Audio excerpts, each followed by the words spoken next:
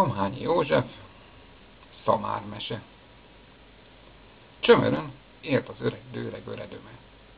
Annak volt egy csengeri-csengős, pergeszőrű göndörcsődöme. De bármilyen pergeszőrű göndörcsődör volt, Csömörön az öreg öredöme, csengeri-csengős, pergeszőrű göndörcsődöre nem szerzett vír, gonc, kenceficés kancát időre, az örökkön ődöngöl, lődörgő dőre öreg.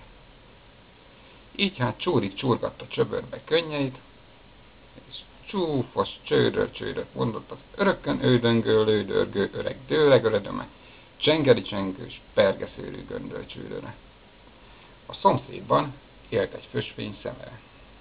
Annak volt egy nőstény szamara. A szamárnál szamarabb szemere sem szerzett hamarabb szamárfi szamarat, szomorú szamarat számára, így sok szemérmes szamárkönyv szemerkélt a szamárnál szamarabb szemere, szomorú szamara szemére. Ám de mit csinált egy szép nap?